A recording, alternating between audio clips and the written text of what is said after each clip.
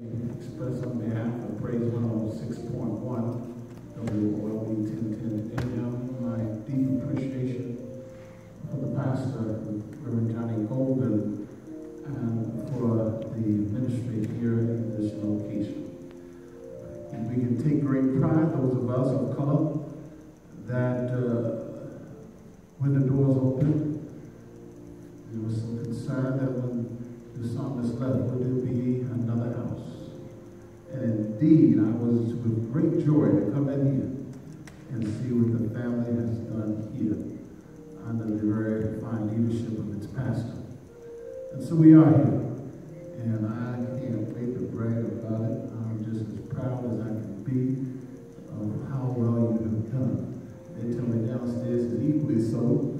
And so I'm speaking for the fact that I've been absent from coming in. But it will not be my last time. You best believe it. In fact, I'm going back next week when they have the outdoor. What I'm going to ask you to be so kind is to come together with you. See this fellow with the camera. Every week he's been coming along with us, and he shows them on YouTube. And I just want to have many of us a little closer. It looks when you're with us on YouTube, and listen, if you don't move, it's okay. But I want to try to make it as nice as I can. So if some of you would just come a little closer to us up front here, when he goes and shows the picture of us being together, he can work it out a little bit so it looks a little tighter, and that would be so much very helpful to us. Let me just assure you that there is no what we call regular process in our prayer vigil. We encourage each church. This is our church, spot number 3. And I'm thankful to all of you for being so kind to move closer. Thank you so much. So when you see it, they won't know who was absent and who was not here. You'll see how it goes.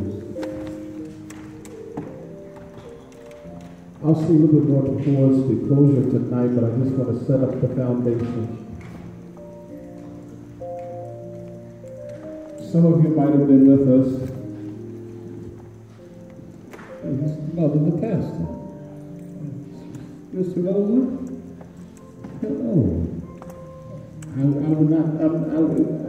feel so much better seeing you here, Sister Rosa. And I do know you got a prayer warrior, so you'll be among the many, I'm sure. Thank you. July the 25th, Praise 106.1 gathered out in Drew Hill Park. And when we gathered out at Drew Hill Park, it was our first major event. Those of you who know my boss and the founder of Radio 1, Dr. Kathy Hughes, she has always been about, because she realized that the reason she's been able to make money is that she served our community. And in the city of Baltimore, she has the Spirit 1400. She has WOB 1010 AM. She has 92Q. She has Match 95.9. And she's always wanted an FM gospel station. It took 20-some years for her to get the blessing, but she has it now. And she wanted to get back to the community. She wanted to get back to the community. And so, those of you who know something about Radio 1 Baltimore, we were having for years out in New York Park what we call the Stone Soul Picnic, that later became the Heritage Festival downtown at T. Mike Stadium. Dr. Hughes took the stage at 12 noon that Saturday, July 25th.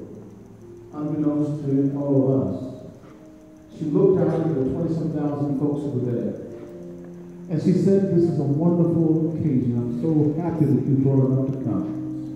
But she said to them, pray with me that on July the 25th, from 12 noon until the next day, in the city of Baltimore, there will be no homicide. That Sunday morning, I got up and ready to go over to New Shallow, my church, and I called down to the mayor's office. And I asked the mayor's office person, tell me what happened over the night. He said, Brother Young, we had 3 shootings. I said, oh. He said, but no homicide. That was the first time since 1992 in the city of Baltimore there was not one homicide.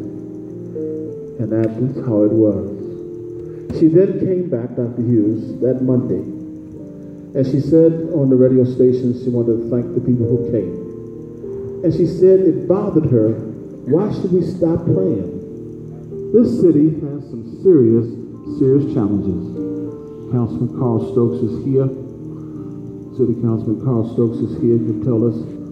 But at the same time, I do understand that right now, even on my radio show, people calling in want to talk about Baltimore City is smaller than New York, and there's more folk getting killed in Baltimore with only 325,000 versus 8 million in New York. However, there's a trend in the nation. Major cities are having this increase in homicides. And so Dr. Hughes, not aware of that particular statistic because it didn't come out until the other day, she said, let's go into prayer. And at that point, she turned and asked me if I would work through this process with her. And of course, yes, I said yes.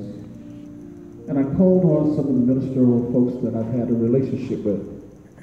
First was the president of the Baltimore Baptist Ministers Conference and Alliance, the Reverend Earl Gilliard. And so we started out 3 weeks ago at Greater Harvest Baptist Church, Reverend Gilliard. And just as you see tonight, we started small. And by the time the night ended, there was so many folks who came. What a service, what a service, what a service. The next Friday passed, the Reverend Bishop Kevin Daniels of St. Martin's Church. He said, I'll come up and I'll carry the baton. No sooner he had said so, that next Monday morning I was on the phone reaching out to the pastor of this church, the Reverend Johnny Golden. And so this past Tuesday, we met with about 30 ministers. And then Ms. Hughes said, let's make sure we don't lock this door for just Baptists. No, we can't do that. Don't lock this door to just people on the west side or the east side. Make sure. So we reached, and out of those 30 ministers, we reached out to minister in Cherry Hill. We reached out to ministers in Baltimore County and Anne Arundel County. We reached out to Dr. Phil Leaf was here. He had to leave because we said to folks, come for 20 minutes, 30 minutes, or an hour. Dr. Phil Leaf, he's working. We're going to get someone from the synagogue. Minister Carlos Muhammad said, hold up. We're going to let and encourage you to come to the mosque. So over the remaining 13 weeks, on a Friday, we will be in somebody's synagogue, mosque, or church. And we're not going to let ourselves be put onto the east side, the west side, the north, or the south. It's whoever. And if we decide it's gotten to the point that we can do this bigger, then we'll just simply say 3 churches are doing on a Friday. Whatever number wants to do it. And our station, free of charge, will advertise and let the community know that in this church on Friday it's going on, and that church is going on. We do not have a stop as to how many want to pick up this spirit that we're offering up. And so hopefully you'll be kind enough to join us, as many as you can, for as long as you can.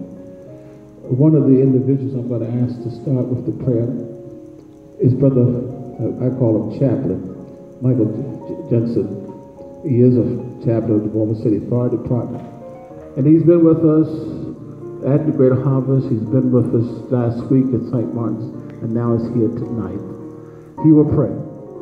And after he's finished, some of you, I hope where you're seating, you should have this in where you are, and if not, we'll bring one to you. And if you'll raise it whenever you're ready to take your turn to come up and pray, just raise it. And I'll know that you want to offer a prayer. I can honestly say that someone said to me, are you going to do this every Friday? Don't you have a life? Of course I have a life. But at the same time, this is a situation at hand here that I just like beating the devil. I just like beating the devil. I gave away just an hour and a half ago 2 tickets, Brother Chaplain, to go see Gladys Knight and the OJs down at Pier 6. And then he looked at me and said, now, as much as you love Gladys Knight, I said, yeah, I do. Now, I ain't gonna tell you no story. I sure want to be down there. I said, but guess what? She's going to take a midnight train to Georgia, and I'm going to take a midnight prayer to Jesus. Is that all right? And so I understand. I understand. And if we do, we'll have a celebration. And talk about celebration. As I said, we're going to go all over the city. The last 16th on November the 20th, at the prayer vigil, we will have speaking as well as offering prayer. Reverend Dr. Jeremiah Wright, the pastor from Chicago, who is Barack Obama's pastor. He will be with us on the 20th. And then on December the 4th, the last call for prayer, we're going to all come together, every one of the pastors, the different faith leaders, and those of you will be notified on all the 5 stations.